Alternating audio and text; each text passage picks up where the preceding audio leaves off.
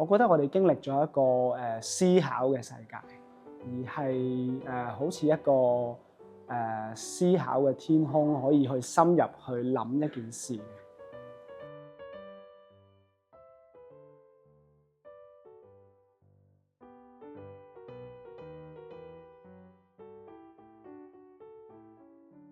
咁啊，我哋 After 呢個嘅創意領袖考察團咧，今次係帶同我哋嘅3間嘅學校，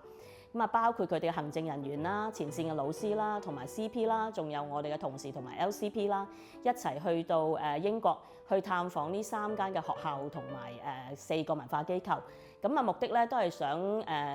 大家去到擴闊視野啦，從佢哋嘅經驗裡面獲得啟發。咁啊，與此同時咧，行政人員啦、前線老師同埋 CP 咧，係有一個比較好啲嘅溝通同埋交流。咁就係我哋今次嘅目的啦。今日我哋參觀咗 Mayflower 小學啦，亦都聽到佢哋嘅分享。咁最衝擊到我嘅就係其實我哋之前一直都諗緊究竟我哋 artist 呢個角色可以點樣幫到學校嘅創意教育。然之後佢講咗一句就係話make them believe they can be artists。因為呢句就對我衝擊幾大，因為即係我之前都有諗過呢個方向啊，我哋可以令到佢點樣提升佢哋嘅 creative confidence 啊，點樣影響到佢哋喺其他嘅科目都可以能夠有一個好好嘅學習。然之後佢其實有一個好好嘅解答，就係佢令到小朋友可以相信自己，可以令到自己嘅信心增加。然之後咧，其實係一個幾 inclusive 嘅一個學習嘅環境，即係每一個小朋友，就算佢哋 academic 成績好與唔好都好啦，佢哋都可以喺一個art 呢一度咧揾到自己一個信心，咁亦都幫到佢哋嘅成長，咁係最重要。我覺得喺咁嘅校園氛圍裏邊咧，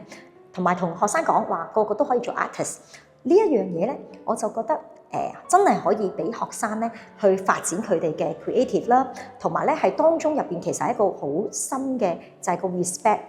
即係 respect 唔單止係老師，仲係學生。係，我諗最大嘅啟發咧就係我哋能夠從呢3間嘅倫敦嘅學校裏邊咧，睇到點樣佢哋係有好強嘅信念去幫學生去發展佢哋嘅創意思維。咁並且咧係有系統地將呢個嘅諗法咧，即係由高層啦擴散到去前線老師，然之後前線老師咧點樣係透過可能一啲嘅共備啦，係將呢一個信息咧擺喺個課程裏邊，以至去達到學生嘅。咁我就好希望咧，其實即係我哋香港嘅學校去參考到呢一樣嘢，係一個好有策略性、系統性咁樣去做創意教育咯。英國係都好做到，即係將佢嘅文化融入學生啊，或者即係普羅大眾嘅生活入邊嘅。其中一個例子，我覺得就係我哋去到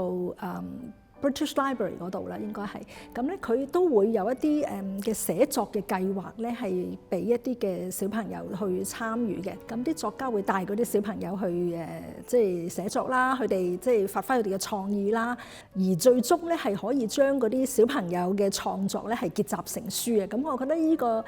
我都會諗下啊，如果我哋可以將呢一件呢一個構思都可以帶翻嚟香港，咁都係好好嘅。講一講呢一個 Souvenir其實係 Young V&A 裏邊買嘅啦。有咩咁特別咧？其實就係小朋友創作嘅一個變成一個 product 嘅好好嘅例子。就係佢哋嘅創作唔單止係一個天馬行空啦，喺紙上邊啦，亦都可以變成一啲真實嘅嘢可以帶到出嚟啦。咁都 remind 咗我自己就係我哋就係要做一個咁樣嘅 facilitator， 將佢哋嘅創作變成一啲實行到出嚟，然之後變成一啲佢哋再 empower 到自己嘅一啲嘢。咁我哋今次咧去咗倫敦啦，咁我哋即係有同4個嘅文化機構佢哋背後嘅 education team 嚟會面嘅。咁呢4個機構咧就包括 Science Museum 啦、Young V&A 啦、Kew Garden 啦，同埋 British Library 嘅。當然啦，我哋就發現即係喺倫敦嘅文化機構咧，同佢哋嘅學校咧係有好多方方面面嘅連結嘅。咁呢樣嘢咧令我哋反思翻咧，究竟喺香港嘅時候，我哋有冇好好咁樣利用我哋本地嘅即係文化嘅資源啊，而唔係限制咗學生淨係喺學校裏邊學習咧？咁因為如果我哋好好咁利用嘅時候，係咪應該可以更好提升我哋學生嘅文化資本咧？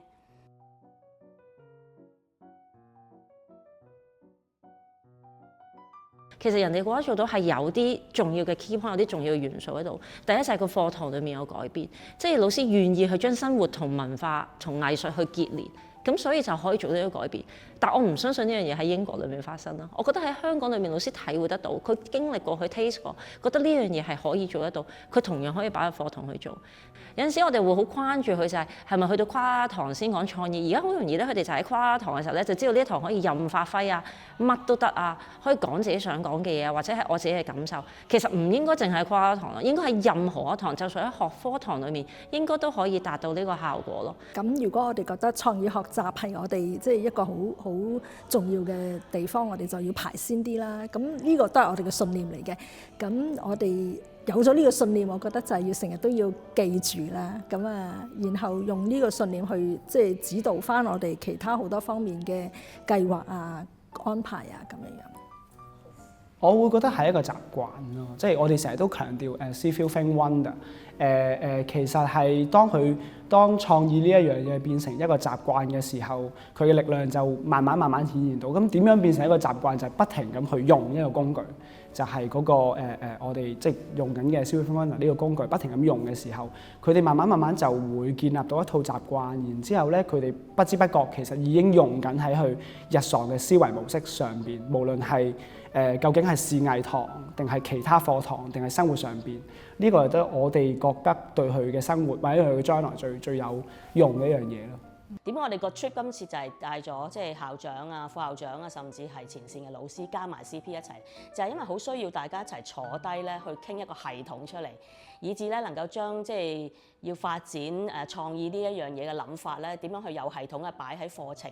擺咗喺課程啦，跟住點樣擺喺個教學度，甚至係課室佈置啊，跟住再諗設計埋課外活動啊，咁樣先至可以有系統嘅等學生咧喺無論喺唔同嘅科目上邊或者唔同嘅情景嘅裏邊，佢都能夠接觸到嗰啲嘅創意思維。咁跟住我哋就要勇敢咁樣踏出第一步去嘗試啦。喺嘗試嘅過程咧，一定要經常持續反思同埋咧係總結經驗。咁我哋就可以揼到一個咧係同你自己學校有關嘅一個嘅課程。咁跟住咧就可以達至到一個即係持續發展嘅機會啦。回到頭先我所講啦，即係有校長啊，即係行政嘅同事，又有前線嘅工作者，又有即係我哋嘅 CP，就係因為想喺呢方面有一個好好嘅合作溝通，咁去傾呢一件事咯。好多過來人嘅老師，即係佢哋經歷過咧，其實以前都唔係咁樣教，即係而家我見到佢好似用一種好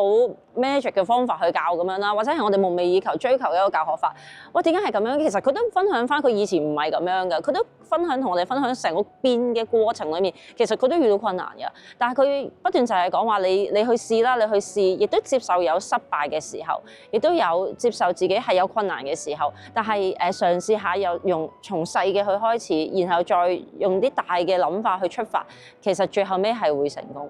所以老師更加應該係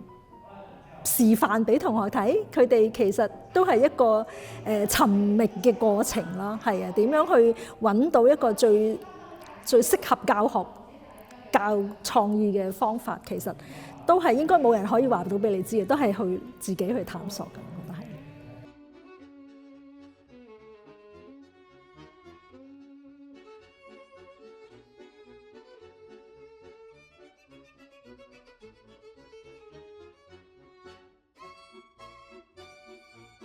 我哋今次